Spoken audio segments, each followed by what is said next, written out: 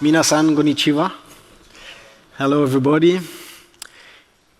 That will be my only word in Japanese, sorry.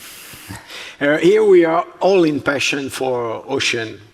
Many of us are expert, but expert of something about we know 10%. The marine biodiversity. 200,000 species already described, but 2 million to describe, 10%. Why such ignorance about something we love so much? Because it's just another world. Okay, we need this world. We need this world for food, for oxygen, for climate regulation, but we're not made to go inside. That's why we don't know. We are not made to go inside the ocean because sometimes, oh, what's happened? It's too cold, and that's why, for example, even this shallow water ice anemone have been described just a few years ago. We know nothing sometimes just because biodiversity are sometimes too short in time. Even if you stay there, I mean, it's the grouper reproduction, like here, is a split of second in just half an hour per year. So it's not easy to be here and to testimony that, to witness that. Sometimes it's just too fast to be easily studied. Studied the shark hunting or even the shark pack hunting to figure out how they work together. It can look even dangerous even if it's not. One of the main issues is just because it's too deep to go underwater and we don't have enough time in the bottom to appreciate all this ecosystem, to appreciate the behavior, like, for example, the cleaning station of the sunfish that gave it to him a smile back. Or just, for example, the mating, the reproduction that's happened only once in their life of the deep squid. And sometimes is even all the issue all together. It can be cold, deep, and even dangerous. For example, when you want to visit the richest ecosystem of Antarctica that are very deep, around 120 meters deep. But maybe perhaps the main issue is much more simple. Water is not transparent enough. That's it. Water is not transparent enough to observe and study the underwater world from far, from the surface. And that's typically the place I come from. I came from Mediterranean Sea, not the French Riviera, but here, this little part where the water is very not clear because of big rivers. And the place I started diving was very not welcoming. The water looks cloudy, but that was the perfect school to learn how to pick out, how to highlight the biodiversity underwater. That was the perfect school for me to highlight this biodiversity. The perfect school to learn to be patient, learn patience, to wait for behavior like predation of this cuttlefish here, that's just a split of second. And that's why I always prefer to visit unfamous places, even hard to reach places than the most famous place for diving. And for example, one of these places bring me a few years ago, very recently actually, in this part of the Philippines. Philippines is very famous for diving, but it's 2,000 islands and there is just a few of them famous. The others are just unknown. And here, north of Palawan, there is this very tiny island. And the challenge for me was big because that was like in the place I born. I mean, a place where the water are very murky, very troubled, not clear at all. And moreover, a place devastated, destroyed by decades and decades of overfishing, by poison, dynamites. But we decided to explore. It was not even very welcoming, some of the creatures we found here in this remote place. But I knew that step by step, with patience, we'll be able to pick out some very amazing things. For example, one of the most amazing predation on Earth, the fastest attack for an invertebrate, the world's fastest attack, is just a split of second for this manta shrimp to capture and bring back this prey into his hole. But the most amazing came from a much more calm animal, a very quiet animal, hidden in the mud, very hidden, that don't like to move so much. And this animal is unique in its kind. This animal is the horseshoe crab. This horseshoe crab come from the time of night. He never evolved for millions, hundreds of million years. It's very primitive. It could look even weak at the age of 4K images, even 8K images. Here, with this very primitive eye, is only 40 pixel, 60 pixel, you see. But don't underestimate the horseshoe crab, because the horseshoe crab survived to all the extinction crises during the last 500 million years. When the dinosaur disappeared, the horseshoe crab survived and is still there. And it's more than a species. It's more than a living being. It's a little universe. If you look close, yeah, you have some fish around, but you have also a whole ecosystem inside himself. A lot of shrimps that spend their entire life inside the horseshoe crab. The diving challenge to find them, it was not deep, it was not cold, it was just hard to find them. We were not divers, we were like trappers. We were trappers and we learned how to find the animal marks in the soil, in the underwater soil. Because you can easily pass and don't see them.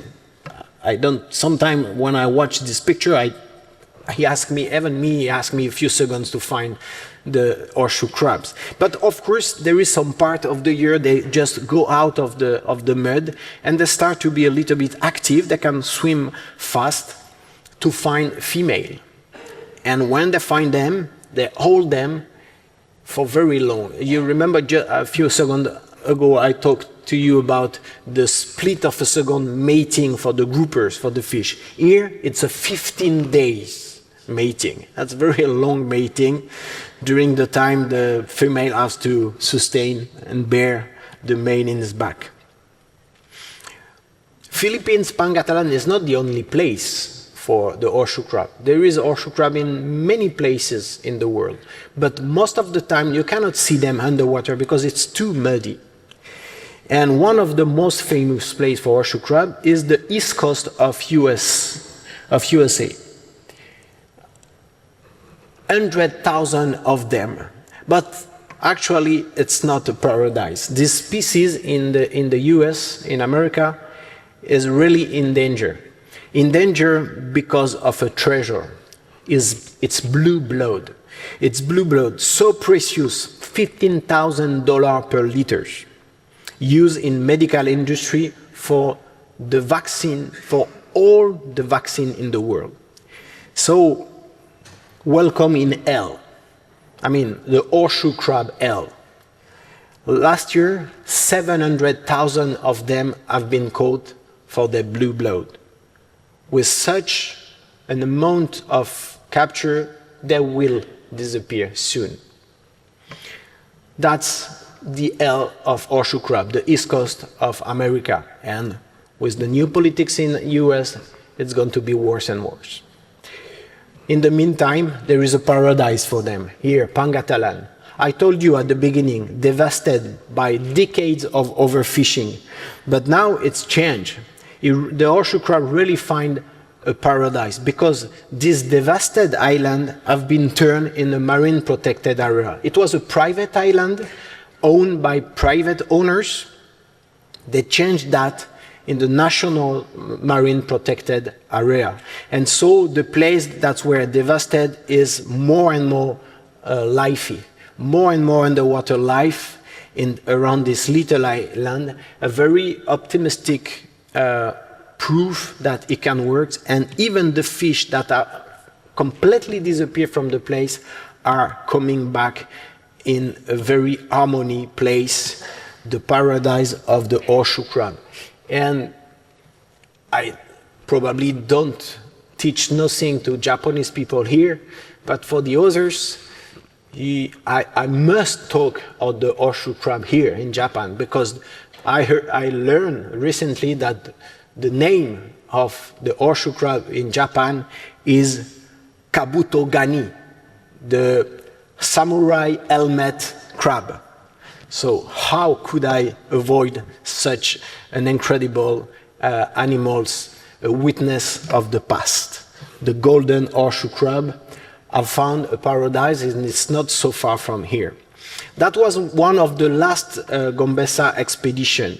The very first Gombessa expedition was about, of course, Gombessa itself, the coelacanth, another old witness of the past. That I heard that Japan is very impassioned for such an animal. There is many museums, there is even a Pokemon called the coelacanth. And this fish is amazing because it's considered as the greatest zoological discovery of the 20th century. But the coelacanth stories start in the middle of 19th century, but as a fossil, an amazing fossil. The fish went out of the water 370 million years ago and became an amphibian, then a reptile, a mammal, and at the end, a human being.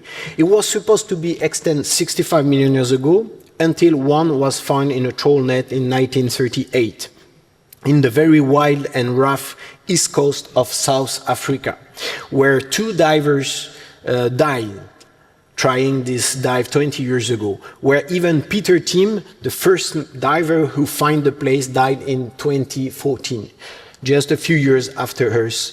And for me, it took 10 years, dreaming, thinking, and training for this project, and 1 minute 30 seconds to pass from here to here. 120 meters below, first day, first dive, first second at the bottom, Gombessa, the coelacanth, was there. The difficult thing was not to find the fish, it was just to reach his universe. And what a universe, like another planet, a canyon, again at 120 meters. To have an idea of what does it mean, 120 meters, I try to figure out this water column. The problem is that you cannot see the diver anymore, it's just here. That's gives you a good idea. What a universe. And what animals. 2 meters long, 100 kilo. It was waiting for us for 65 million years along the huge wall of the canyon, and we could watch all his incredible face, his fins. The most amazing is its fins, because inside his fins you can see the same bones as our own arms and legs. Inside his pelvic fin, where you can find deep inside the same bones we have in our own arms, the tibia, femur, all the bones are there already. Is really our last witness of our aquatic past. But Gombessa is a kind of rock star, I would say. He let you only very short interview. Sometimes he's not even there. And for a short interview, it costs a lot. Not in terms of money, but in terms of time. For example, here my friends stay 4 or 5 minutes more than me at 120. That means 1 hour more decompression ascent. We stay until 34 minutes with him during the first expedition. That means 5 hours of decompression, drifting, close to the surface, with this strange feeling that you're not just 5 meters from the surface. In reality, you are 5 hours from the surface. But no regrets. That was very interesting, and we find a lot of little tricks to spend our time. For example, we developed some tablets, housing tablets, to watch movie underwater during this very boring time. But the most amazing is not to watch a movie underwater. The most amazing is that we find the same sci-fi creatures around me, but real ones. We have some even more amazing than in the sci-fi. Of course, very tiny. When I say tiny, is very tiny. You can see him. It looks that they were as bored as us in the blue, like that. And so they were curious. We give them a kind of playtime during the long and boring deco time, turning around us. Lots of juvenile fish came to us. The problem is that if you attract small ones, you shortly attract also the bigger ones. Closer and closer during hours and hours of non-negotiable deco stop. So yes, we felt like heroes. And we were not modest 15 years ago. We felt like heroes, at least before the dive. Because after the dive, it was a little bit less glorious. The dive was very long, very stressful, not always successful, tough dive. But we never regret this dive, because we knew why we did it. It was for a mythic encounter, for an unforgettable face-to-face with a living legend, our last aquatic ancestor. And Gombessa was not curious, but he was not afraid either, just indifferent to us. Perfect. And it wasn't sad when this Like a Dream project ended. I knew it was just a beginning, and if I really enjoyed to talk to you about the coelacanth that's 15 years after our first dive with him, it's not because just the coelacanth itself, it's to talk to you about its environment, its biotope. As you can see, where we find the coelacanth, there is many caves. Here you can see that. Horizontal caves at 120 meters. That's not the first time I talk to you about 120 meters in different places. Many, many marks at such depths, many caves, all over the world. Here we are in Tubata, in Philippines, 120 meters, the same strange relief. Here we are in French Polynesia, same big caves, huge cave at 120 meters as well. Different kind of relief, but always the same depths. Here, this like a dragon wall. It was in Réunion Island in the Indian Ocean. Or more mysterious, these very large rings. Again, at 120 meters. It could look strange. All this very strange relief, this big stone, 120 meters again, always the same depths, all over the world. So why? Why here and no, not shallower and not deeper? Why all these marks? It's because of old history. The history of this came back to, we have to come back 21,000 years ago, when the sea level was 120 meters lower. And of course, the sea surface, when it remained at the same level, it eroded the cliff along the seashore, what geologists call a coastal notch. Then the sea level rise again, and the coastal notch became an underwater cave, like this one. That's our plan. That's our current plan, to go to visit these places and study these old marks of the past and the modern ecosystem they host. But it's deep, of course. So how to stay long enough in such depths? Thanks to an innovative idea.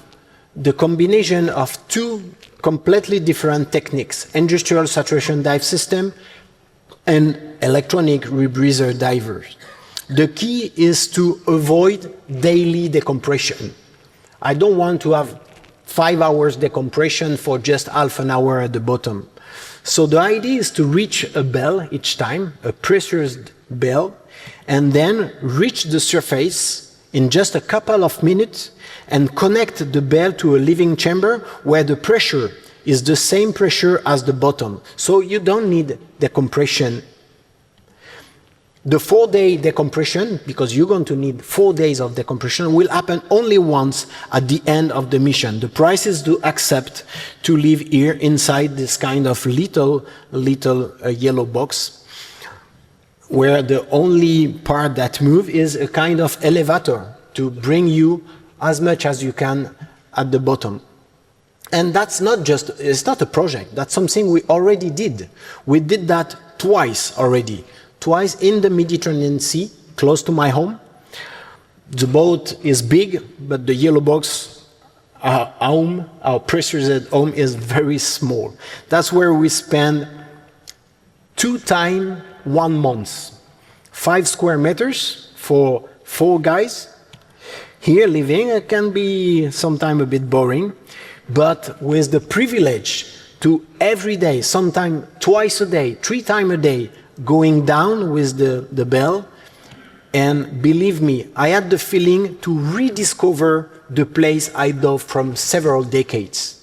I was free for the first time of my life to explore with no time limited all over the world. So that's our plan, to visit the world with this technique. We had a program, a 10 years program, 20 destinations, even more. And of course, we need a vessel. So here it's, okay, it's not a very sexy advertising 3D image, but it's just an honest work plan in progress. A boat built around a high pressure station, with the idea to go and lead a study of this old seashore, this old rocky coastline that will touch about modern current question as the link between the current global warming and the ocean rising. That's something that happened in the past. So we can study what happened in the past to understand what happened now.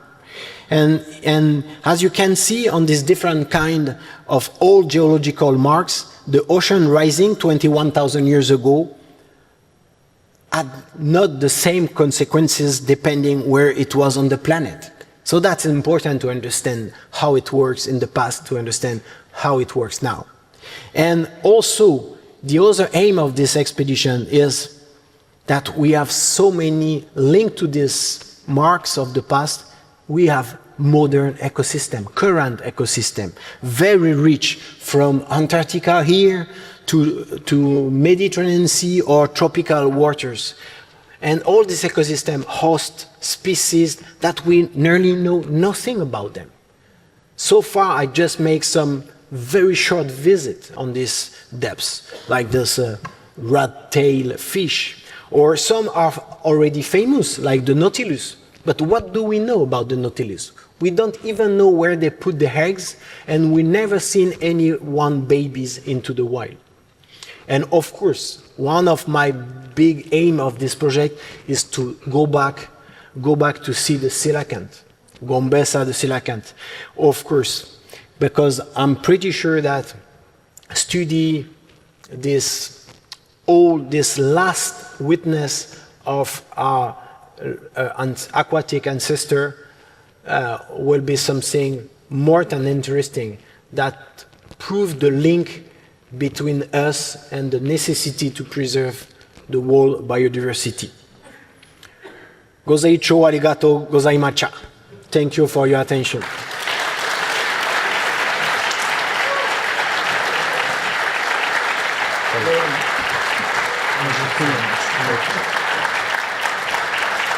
What an absolutely wonderful, magical, and inspiring expedition and indeed all the endurance, the hardships and the extraordinary stories that Laura has are absolutely magical. Thank you so much, Laura. Can I just invite Alexios Kitsopoulos to the stage? Alexios is the Vice President, Head of Marketing at Blancpain. I just wanted to introduce you to him because Blancpain has been with us from the very, very start. And he, indeed, you know, without Blancpain's support, I think we would have not really sustained this summit over the many years that we've held it. Let me also say that Blancpain has been behind the work of Laurent Balestos and many, many other things. And I just wanted to ask you, Laurent, I just wanted to ask you, what has inspired Blancpain to be so connected with the ocean and so connected with the work that we've all been doing? Yeah, thank you, Charles. It's really nice to be here. I know we have to be very short. The answer is very simple. Blancpain is the oldest watchmaker in the world, and we have done a series of innovations, one of which was the first diving watch in the 1950s. And our CEO at the time was a diver, so he created the watch for himself. So what brings us here and to support all these projects is the diving watch and the passion for diving in the ocean. And of course, one of the projects that you have supported with us is Beyond the Surface, which is a project that's looked at a number of marine protected areas and looked at what the best practices are that make a strong and effective marine protected area. And I guess my question on that would be, why marine protected areas? Because that was actually your inspiration. What is it about marine protected areas that is so important to Blancpain yourself? Well, through the years, in the last 20 years, we have supported a lot of projects to raise awareness of the public, and we have been diving during all this period, and we have been witnessing the degradation of the ecosystems all over the world. So we couldn't only keep raising awareness, we had to act. So we have been supporting projects for research, and Laurent's project, Gombessa project, brings a lot of scientific data. Exhibitions, films, and also projects to create marine protected areas. And then we realized with the Pristine Seas expeditions, for example, some of these areas are not really protected. So we thought, funding for the ocean is limited, and we need to make sure the money is well spent. So we needed a tool. That is so kind of you, and I just want to thank you again for all of the support that you've given the summit and for the other programs that we've been doing, and indeed for the extraordinary work that Laurent and others have been doing. Thank you so much. Thank you, Charles. Thank you very much. And we are going to play a video now of some of the work that we've been doing that has been supported by Blancpain on Beyond the Surface. So we can play that video straight away, please, and then we'll... The ocean provides half of the oxygen that we breathe. It's the main source of protein for nearly half the global population, and it's home to 80% of all life on the planet. But the world's ocean is in deep trouble. Just 8% of its waters are marine protected areas, or MPAs. So what are the secrets to making these vital marine sanctuaries thrive? And what does success look like?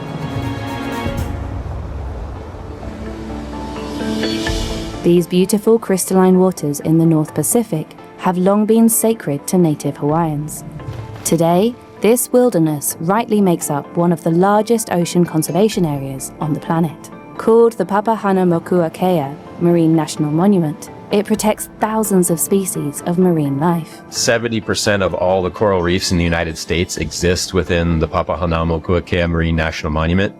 The fundamental job of an MPA is to preserve the ocean environment and biodiversity within its specified boundaries. The way to do this is by adopting management measures within that site that protect those species or habitats from pressures from human activities so that those habitats and those species can thrive and fulfill their ecosystem function.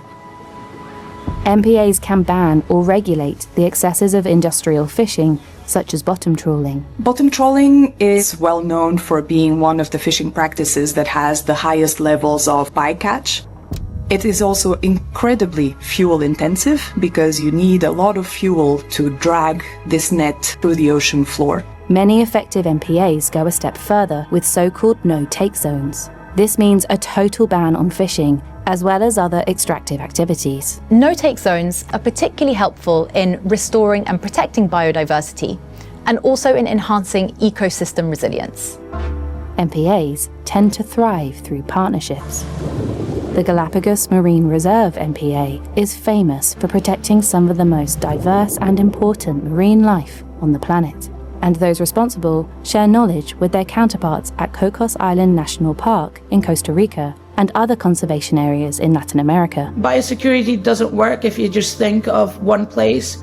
You need to work together with other countries, other regions, other islands, other MPAs. Although the world has over 18,000 MPAs, many are not enforced.